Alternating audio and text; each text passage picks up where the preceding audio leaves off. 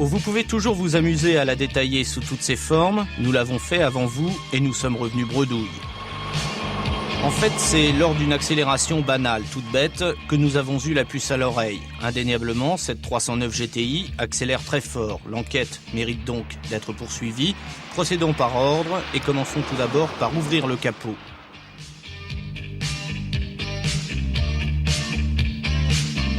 Nul doute, il se trouve là un turbo qui a priori n'a rien à faire ici. Un kit, nous expliquera-t-on, qui coûte 40 000 francs et qui porte la puissance maximale à 165 chevaux et le couple à 24 mètres-kilos.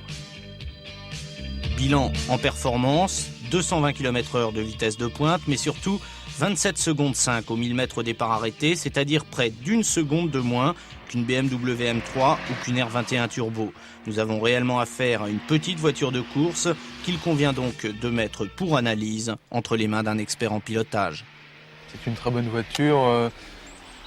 Peut-être son défaut majeur, c'est un manque de motricité évident, parce que de passer de 120 chevaux à 160 chevaux sans changer le train avant, ça pose quelques problèmes.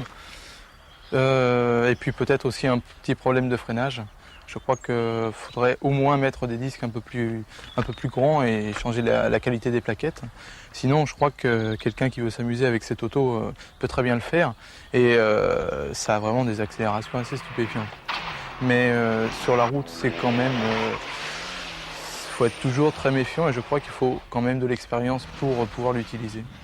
Je crois que son domaine, c'est certainement la petite route, puisque déjà j'ai appris que ça consommait un petit peu sur l'autoroute, donc c'est pas facile de l'utiliser. Et puis c'est vraiment très agréable entre chaque virage d'accélérer, et puis malgré un petit patinage, c'est quand même un coup de pied dans les fesses sympa. Sympa également ce sifflement du turbo que l'on entend très bien même avec les vitres fermées. À lui seul, il ferait presque oublier les défauts de cette voiture, mais attention tout de même à ne pas trop se laisser griser.